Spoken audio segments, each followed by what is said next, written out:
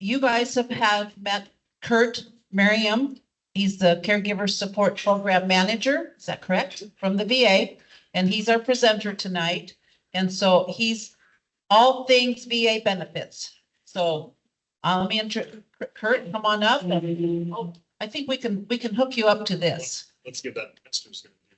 Thanks so much for having us. We got to attend last year a couple sessions, and then this year we've been present every time and allowing us to do the videos and share that with you all. And we have caregivers that are across most of Wyoming that we serve that are veterans, and so we're able to share these videos with them and their caregivers, and so more folks that just you all can benefit. So as we kind of looked at what we had originally talked with Stella and the rest of the team about as far as presenting tonight, it was on VA resources, and then earlier in the series, I spoke on some of those as well. And we had last year talked about our caregiver support program, and we kind of thought, well, it's such a limited number of folks that are, of course, veterans, and a lot of folks that are here, and your person that you're giving care to may not be a veteran. And so we thought, what could we add? And one of the things that the VA has done a lot of research and development in is suicide prevention.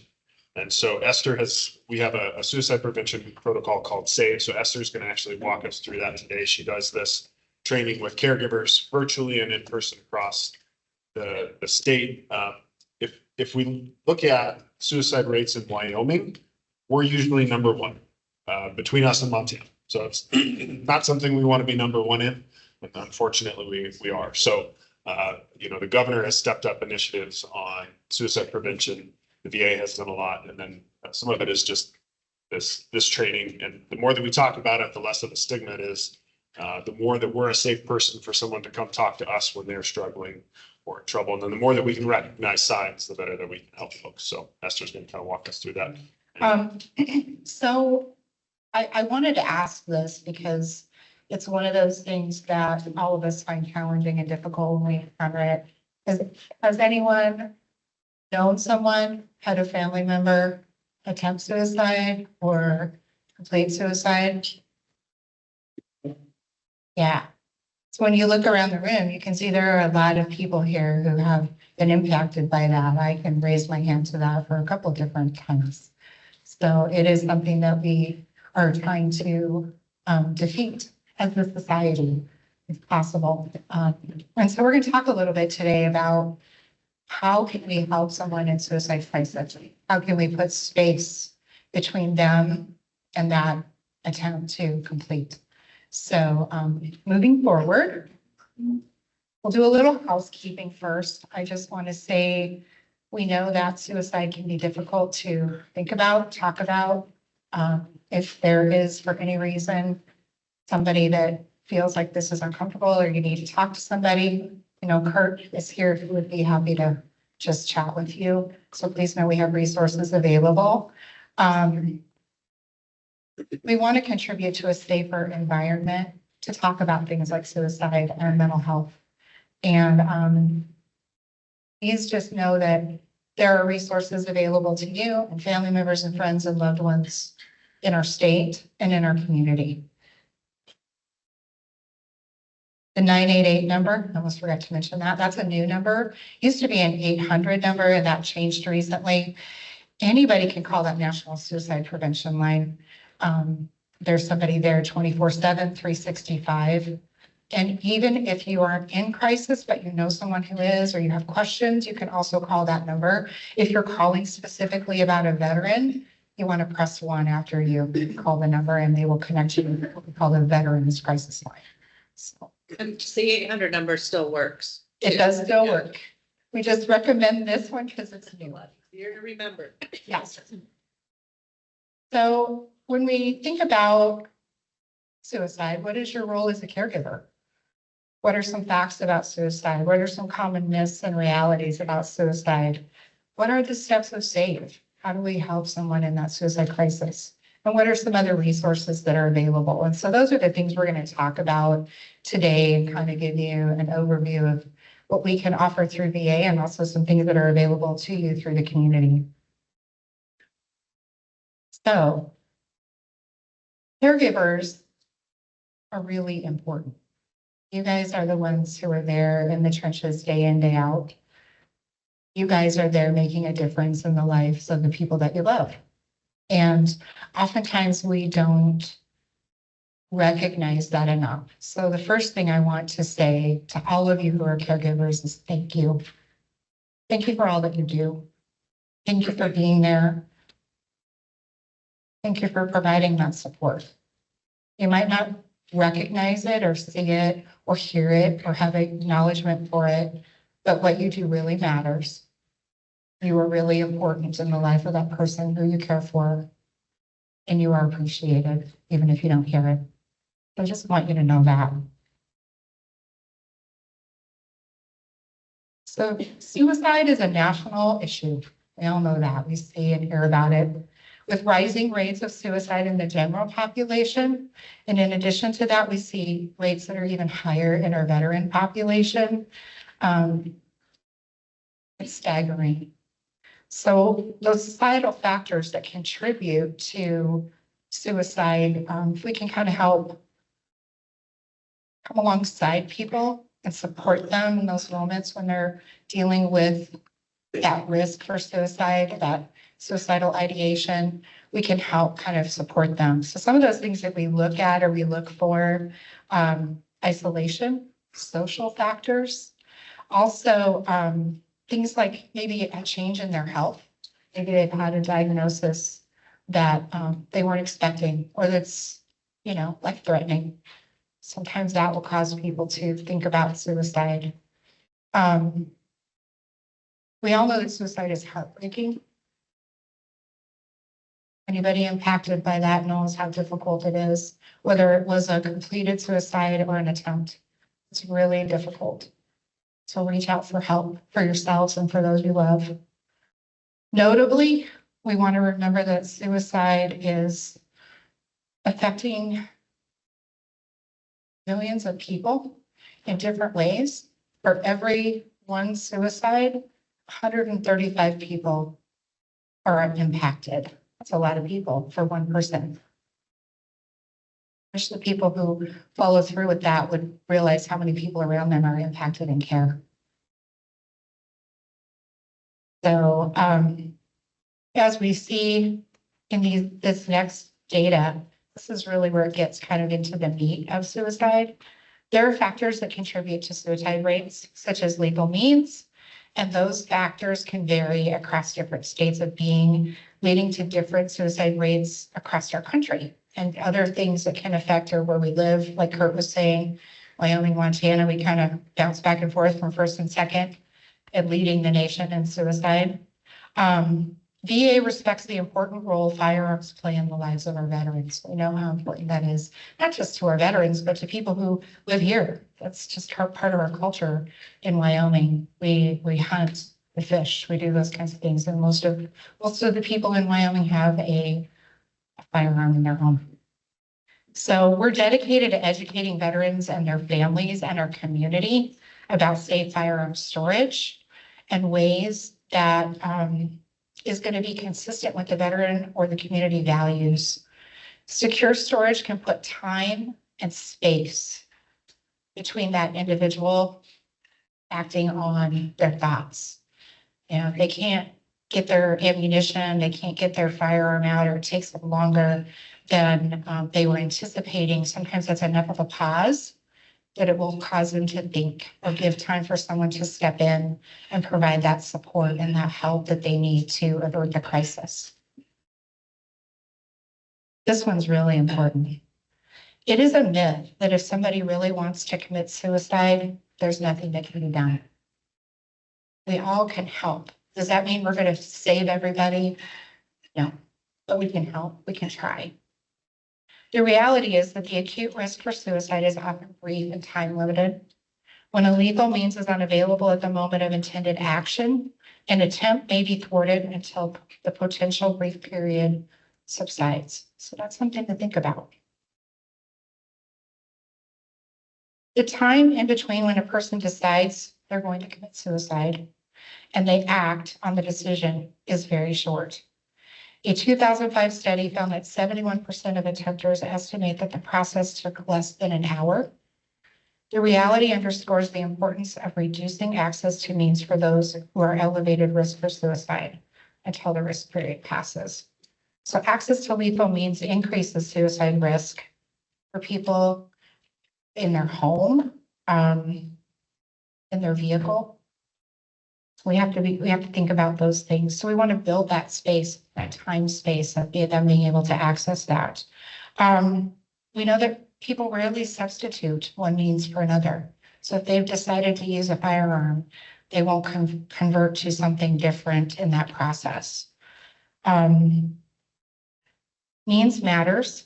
How a person attempts will impact their fatality risk, their injury risk. 90% of firearms related suicide attempts are fatal compared to approximately 5% of fatal risk for any other means of suicide. That's a huge difference. 5%, 90%, big difference. Most people who survive a non-fatal suicide attempt do not go on to die by suicide. It's another really good piece of information. So suicide is really complex. There's no single cause. Can be a gamut of different things. It's a complex interaction of those protective factors and risk factors. And we're going to talk a little bit about what those are, what that might look like, and how you can intervene. So up on the screen, you'll see some risk factors. You'll see some protective factors. Risk factors are characteristics that are associated with the increased likelihood someone will attempt suicide, whereas those protective factors really help to offset suicide. And it's kind of interesting when you look at risk versus protective.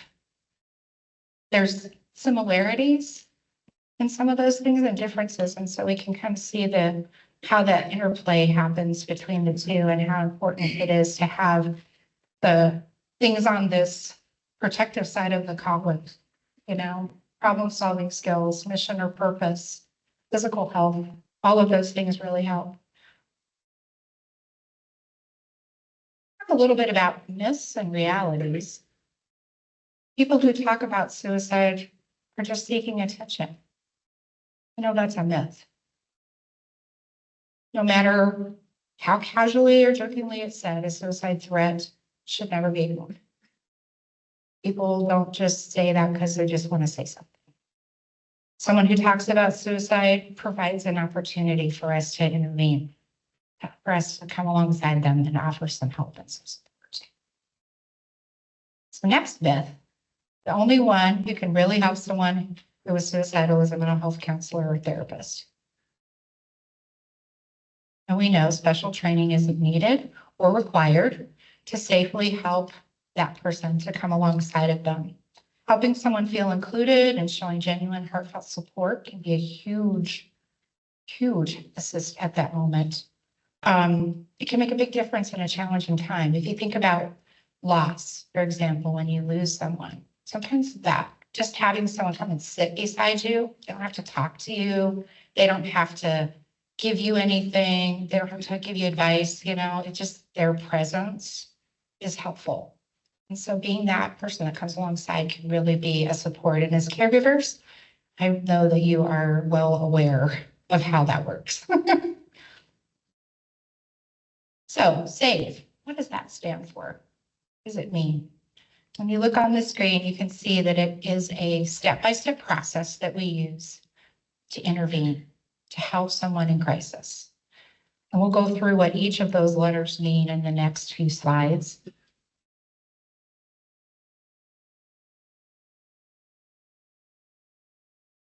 Signs of suicidal thinking.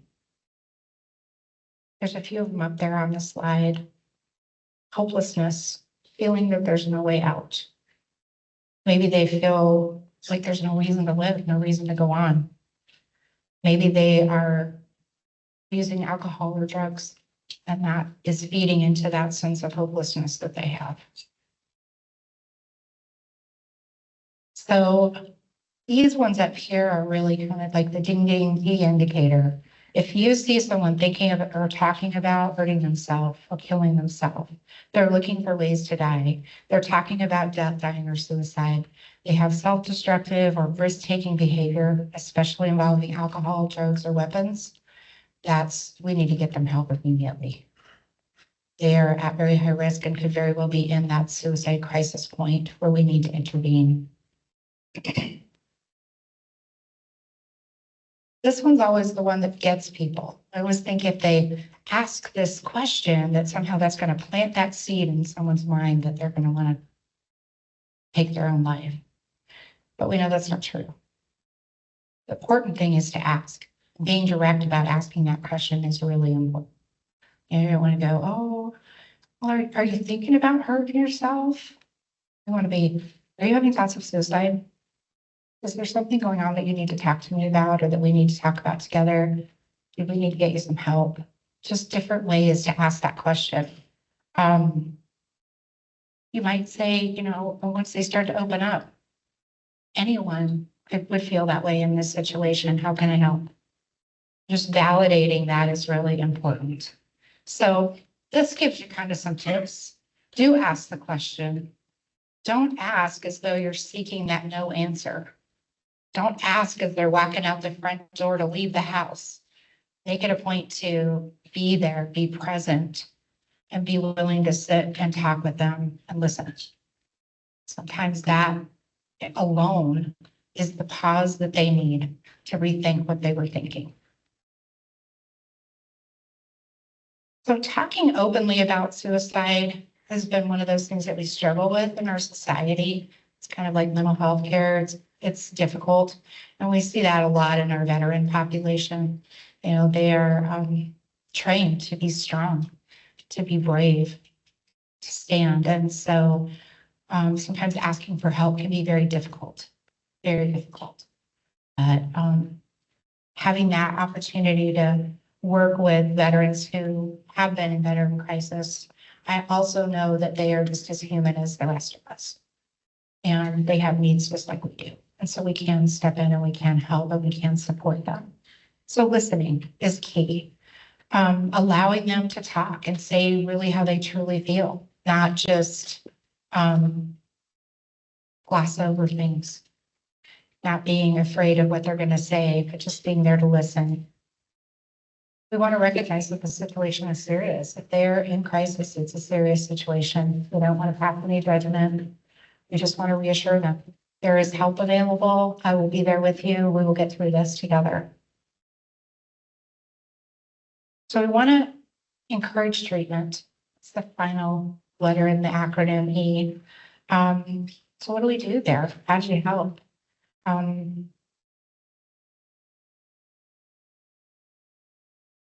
There's no secret keeping. That's a hard thing sometimes for people. You know, if someone tells you, I'm thinking about suicide, but you can't tell anybody, that can be really difficult. And you don't want to be the person holding that bag if they do something. You need to say, no, I can't keep secrets. This is something we have to talk about. How can I get you some help? Don't fall into that trap. That can be devastating for you. One of the other things I think it's important to recognize is when you're talking with someone at risk for suicide, your body language is really important. You know, don't be like, you know, or don't kind of be looking over here or looking over there. Just sit or stand, look at them, listen to them, have that open posture. You know, I'm here. I want to help. I'm not walking away, even though this is hard. I will be here. That's very important. If you think about when you're talking with your teenage kids, is a good example, you know, they kind of look at you like, oh, great, it's mom, there she goes again. We don't want to have that type of response when someone's talking with us. We want to be open and genuine. So remain calm. Listen more than you speak, and listen to hear and understand, not to come up with your response. Make eye contact, maintain that eye contact. Act confident, even if you're terrified. Sometimes that's hard to do, even as a nurse. Sometimes that's hard to do. Don't argue. Use open body language. Limit questions. Sometimes that can be frustrating for someone who is in that crisis moment if you start asking a bunch of questions. So just let them talk. Be supportive, encouraging, and be honest. Let them know that there's no quick solutions, that help is available. So this just kind of recaps SAVE and what it stands for. Be aware of those signs of suicidal thinking. Ask the most important question. Validate their experience and what's going on with them. And encourage treatment and expedite care. Get them some help. This is a resource that we have, and this website here at the bottom is going to provide access to the Suicide Prevention Toolkit for caregivers. This is something that's available to anybody through the VA. And it has great information and lots of resources and things that can be very helpful. Can help support you in that role as a caregiver if you are worried about your loved one. The National Suicide Prevention Line, we talked a little bit about that at the beginning. That's that 988 number. There's also a chat that you can utilize, and I forgot to enter that into this slide, but I will make sure we have it available to Stella so we can get that information out to everyone who's here. And then there's the Lifeline chat, which is different. And this really is a nice service for anybody, not just for veterans. It lets you talk with a counselor, get that emotional support, be able to provide that assistance for someone else, as well as getting them connected with care. Sure why it has that picture up there, but Make the Connection is another resource featuring veteran stories. This is a really nice resource. If you have a veteran who is just wanting to hear how other people are handling the situations in their life and talk with somebody who might be going through similar things.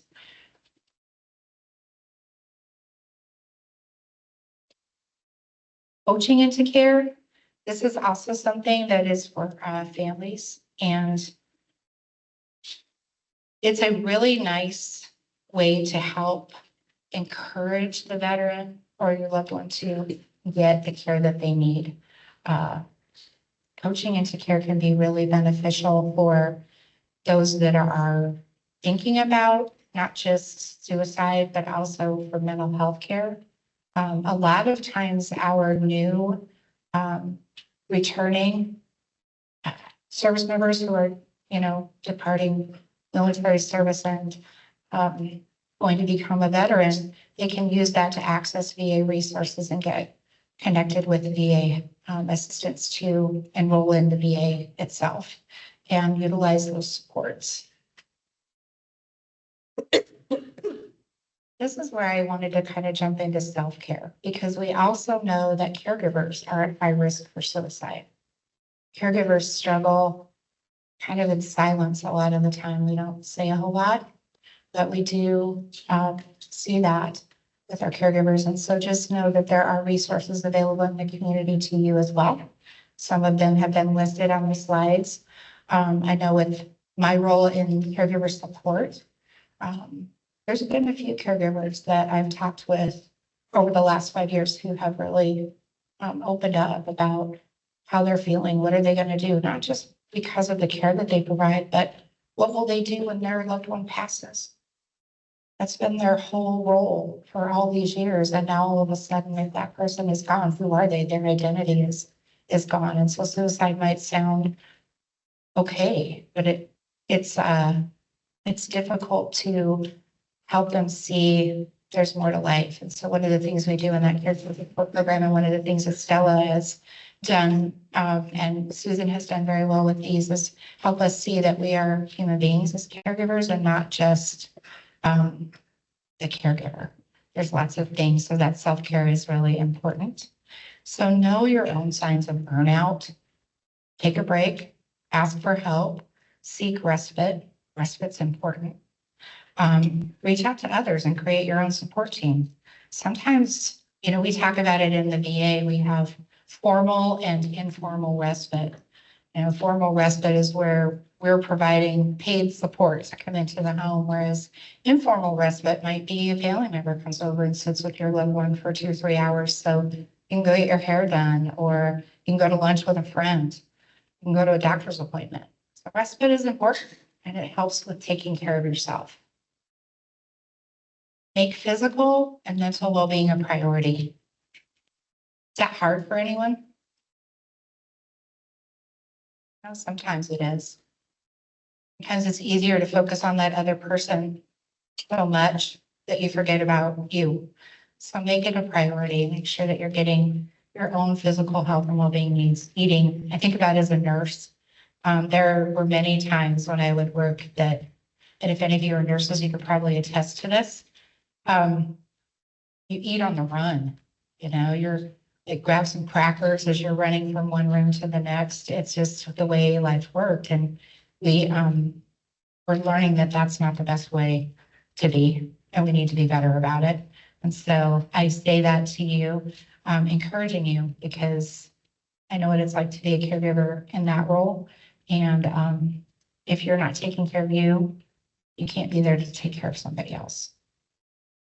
So other resources, I think this is really important, making that daily self-care practice and using things that will help relieve stress. VA has a whole health website that you can link into with tons of resources and things that you can utilize for self-care. And it's not just for people who, you know, are caregivers of veterans. It's for anybody. That's one of those things we do in the community to help offer supports. Check that website out. I used to work in the whole health program before I became a caregiver support coordinator. We have a lot of really good material, a lot of ideas on how to incorporate self-care, something as simple as a 5-minute signal breath, where you just breathe in, hold it, for the count of 2, 3, 4, breathe out, let that stress go. Little simple things that you can do anywhere that can help relieve that caregiver stress. Really, really important tools. Some additional supports that we offer. This is more to our caregivers of veterans, but we have something called the Annie app. And I would say, Kurt, I think probably 99% of our caregivers utilize Annie. It's a great resource. We have disease-specific protocol, what we call protocols. We have stress management protocols. We have self-care protocols. And the caregiver just gets this little text message from a virtual caregiver support coordinator named Annie. And she just gives encouragement. She might give you a caregiver tip or information about that disease and things to look for. So it's a really, really great opportunity for caregivers to take information in when they have time, not on someone else's schedule for education. So that's why a lot of our caregivers really like it. We also offer online workshops, self-care courses, skills training. In fact, Kurt and I are getting ready to do CPR Plus, which is CPR and first aid for our caregivers, something they've asked for. We have support groups. We do individual support where we might contact a caregiver every week, every other week, once a month, whatever fits their schedule, just to provide that connection and that support where they have someone to talk to. Our CSP or caregiver support website has even more information. And I don't see it on this slide, but it's just caregiver.va.gov. It's pretty easy to remember. Respite care, we talked a little bit about that. How many of you utilize respite? Good. Does it help? Immensely. It's always best to get it from the voice of the person who's receiving it. It helps. Gives you that break, gives you that mental pause, that physical pause that allows you to maybe avoid burnout and exhaustion and that loss of compassion that sometimes can happen when you just get to that point where you can't take anymore. Respite really does matter. So if you're looking for information about our program, there's our caregiver support website. You can also call, if you're a veteran caregiver, you can call the caregiver support line. They're open through the week as well as on Saturdays, and They provide assistance with navigating the VA, which sometimes can be a huge help for our caregivers. That's sometimes the biggest challenge is figuring out where to go and who to talk to within our system because it's so big. But we're here to help. So if you have questions, if you are caring for a veteran and you're not enrolled in our program, please know we would love to help you get enrolled. We would love to be there to help provide that support for you as caregivers. I ran through that a lot faster than I anticipated. I think I'm nervous. So,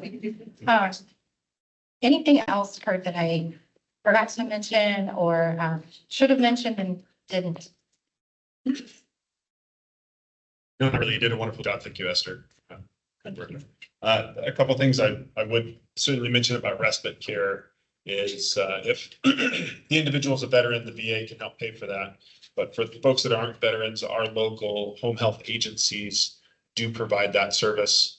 A lot of those places are short staffed, so unfortunately it's limited hours, but someone from those agencies can come over and sit with the individual while you go out and do something that you need to do, whether that be medical appointments or just self-care, having coffee with friends, those type of things. So there are agencies in town that provide that. Nursing homes in town also provide respite care for several days or sometimes weeks. That's something that they do based on their availability. The payment source for that for non-veterans can, the gal that was here at one of the beginning of the sessions, I think talked about that, but I don't remember what those are. So, but you would want to contact one of the nursing homes in town and ask them about those options. They can have availability really quick sometimes.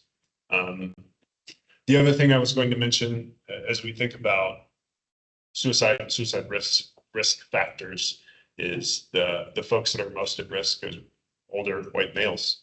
So I was looking at a chart before we started, and that 85 plus is really high compared to the rest of the population. So certainly a good thing to keep in mind. Questions about any of the things that we talked about, resources? Yes, so that Sugarland Ridge also provides. Okay, yeah, thank you. I didn't know that. So if someone is caring for a loved one who is a veteran and that veteran has never received services from the VA, are you guys the place to start? Or do If you have you're here tonight, we'd be happy to chat with you. There's, but we also have cards over there from Michael Elbrecht. He's in our enrollment and eligibility, and he can help answer those questions and get folks started.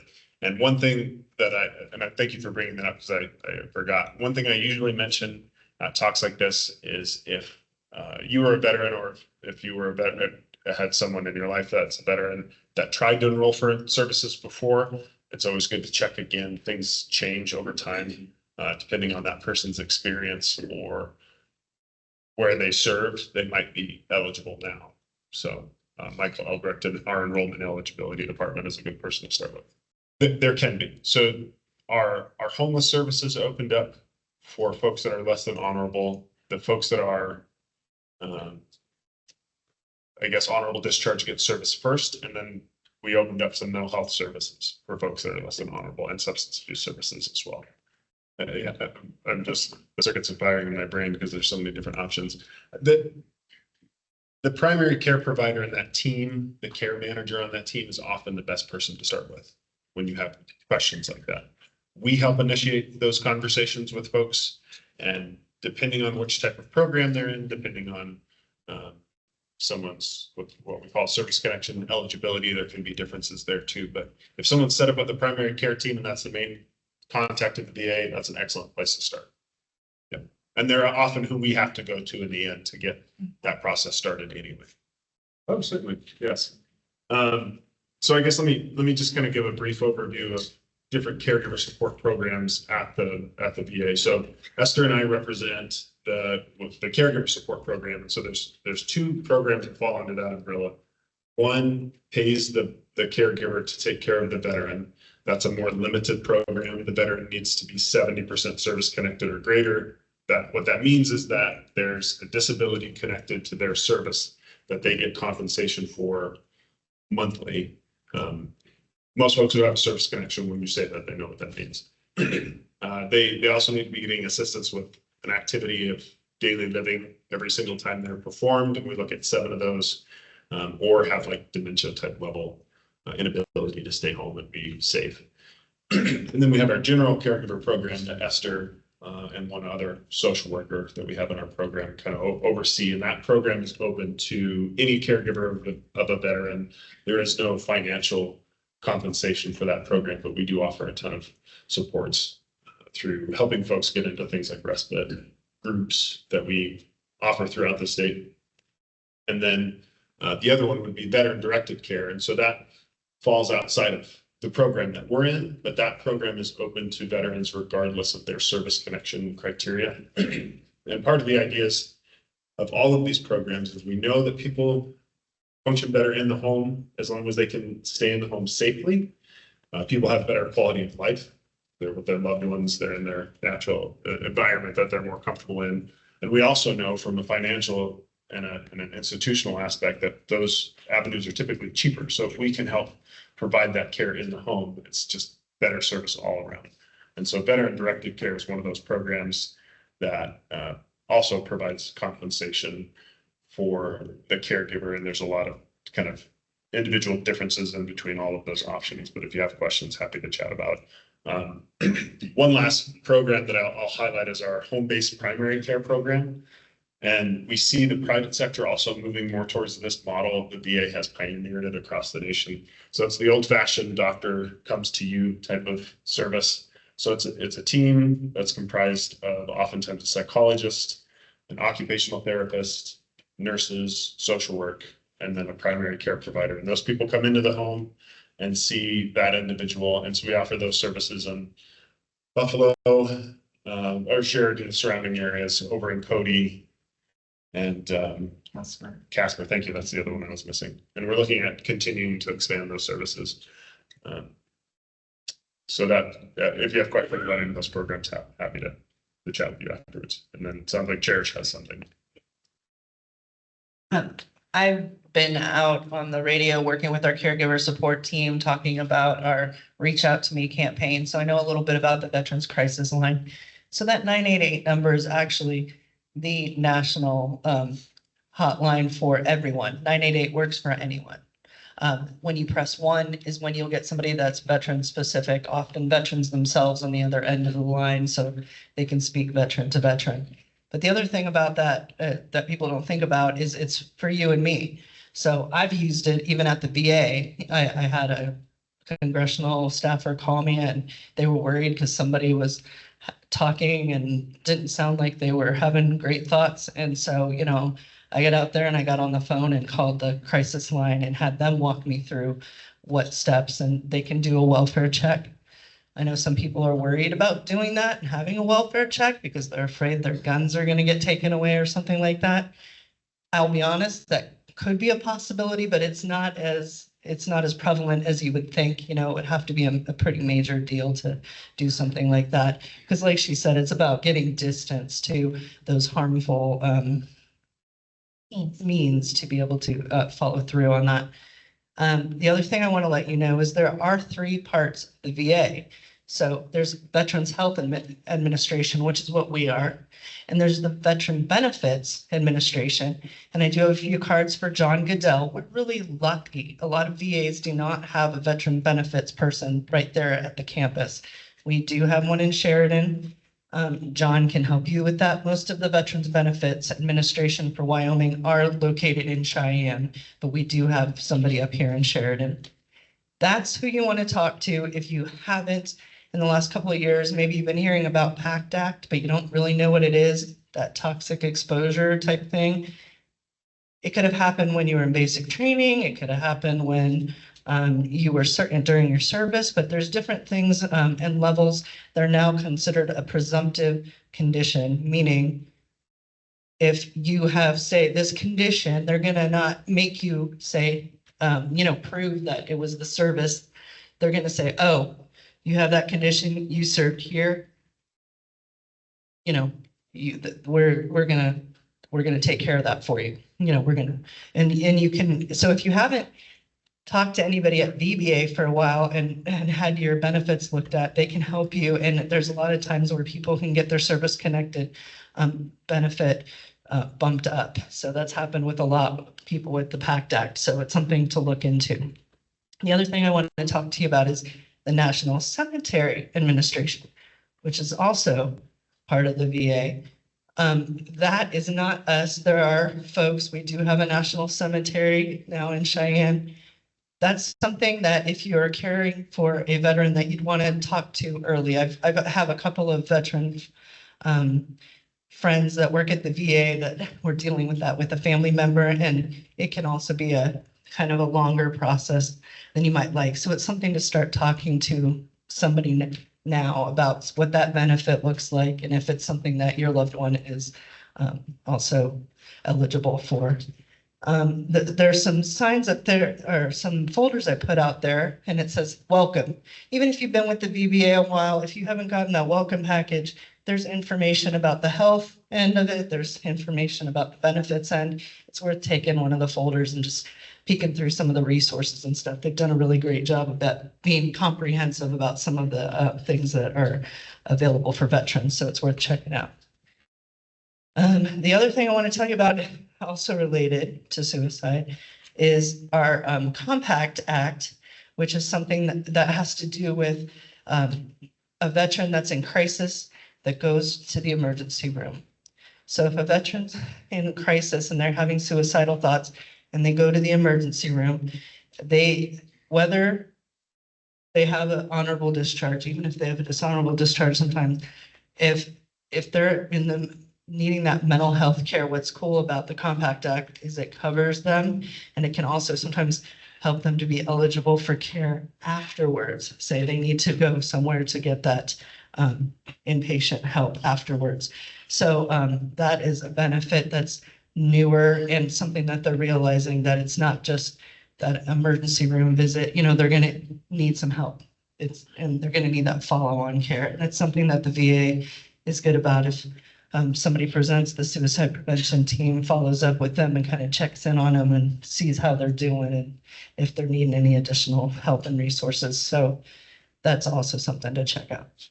That's a really good point as well, Cherish, that we do have a team that they work with and follow up with our veterans who are in crisis, who have attempted suicide or are thinking about it. They follow along with them. They really do offer good support, and they can be that safety net, help be that safety net. Good resource, really good resource. Any other questions for anybody?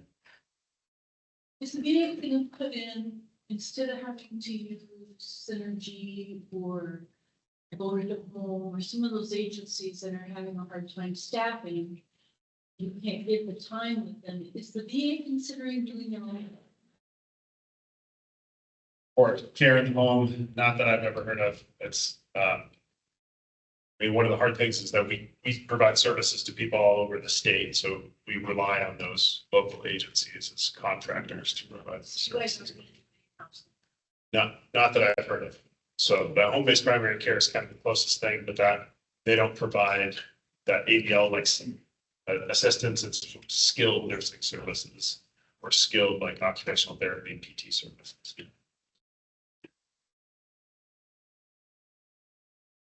There's also like veteran directed care, which is a newer program that they're working on. Yeah, but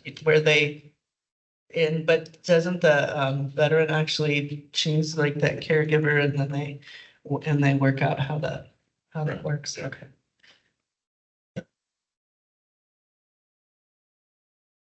That's a conversation to have with the primary care provider. Again, that's where that gets started. Yeah, veteran directed care and the care manager. That's who puts in that request. Here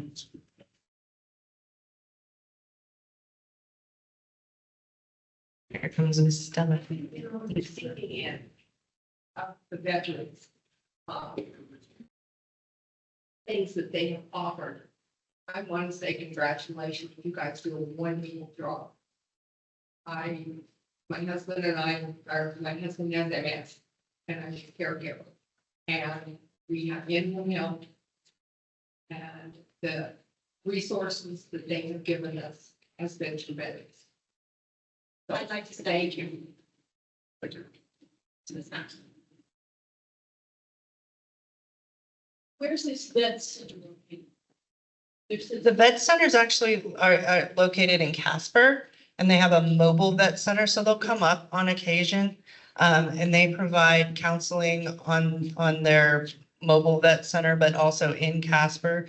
They're located down like in that area, by the ballpark, by the Ramada Inn and the Ramkota, down off of that exit. It's a mobile bus that comes up, so they'll come up for certain, like the rodeo, sometimes they've come up, or they'll just come up and have days where they'll sit out in the Walmart parking lot and see anybody that'll pop in and say hi. They try to go to places that the people are going, like fairs and festivals, and try to hit things where they know that veterans will be and be a resource. But they do provide mental health services to anybody in the state through phone or video device. That the vet centers are primarily mental health facilities that provide counseling. Yes.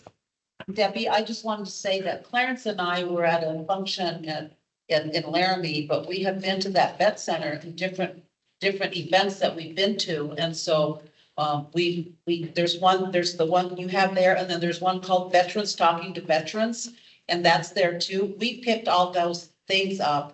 And so we brought them because we knew that the VA was going to have their own evening. So we just brought more veteran things. And that Veterans Talking to Veterans is something that's gone through the Wyoming Veterans Commission. So your state and the governor, the state vets people have worked together with the governor to come up with that mental health resource and facilitating group. So it's veteran led, and people sometimes feel more comfortable talking to somebody on their level instead of talking to a counselor, and they've been wildly successful, and they have them all over the state.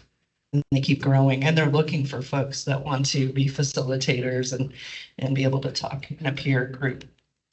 What else? Do we have more questions? Because this was amazing, and I know that it's hard to navigate, but when I worked at the hub and I had a lot of caregivers with veterans, I have to also applaud the VA for everything that they do. You just have to be able to navigate it. And that's why we really wanted staff from the VA here to talk about it, because it's there. But sometimes things, just like anything that you don't know, it's hard to navigate. So take some of those cards back there and know that these guys were here for all 12 weeks. They're the ones, they're like, can somebody build this? And Susan and I both said, sure. You guys, and they're like, we'll do it. And so they have been here dedicated every week. So for 12 weeks, so those flyers that they have, take them with you, and throughout the state and wherever, those are going to be available. And so we thank you guys for everything that you've done, for partnering with the community. You're always there. And thank you very, very much. Thank you for that.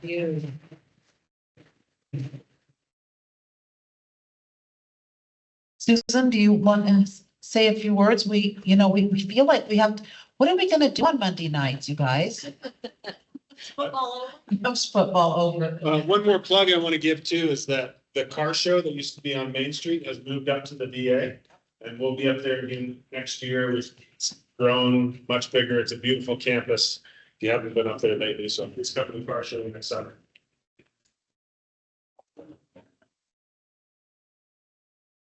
Well, a parting shot. Stella and I have really enjoyed, I'm going to speak on behalf of Stella. Stella and I and the rest of our committee members have been here off and on, but they've had other things going on in their life.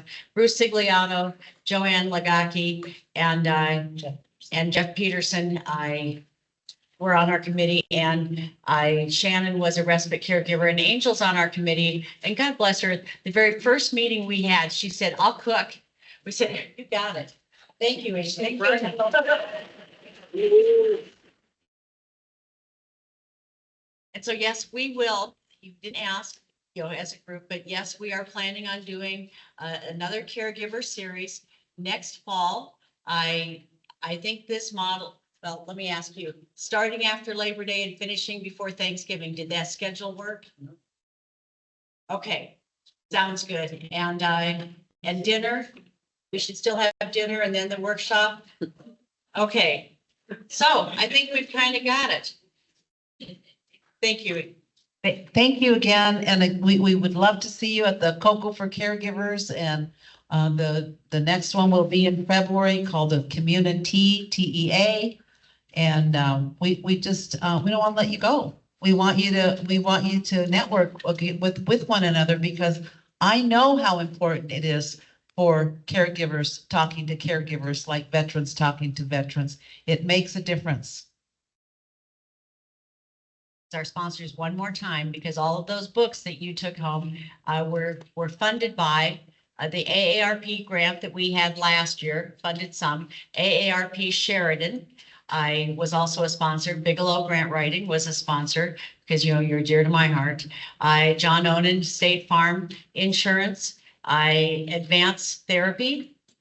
Mary Kay and Kim Love. I think that was it. Those were our sponsors. And then I would put Kane Funeral Home on there too, because Harry just kept bringing more and more of those planning guides that you all liked. And then thank you to the VA for your contribution of the video. Thank you.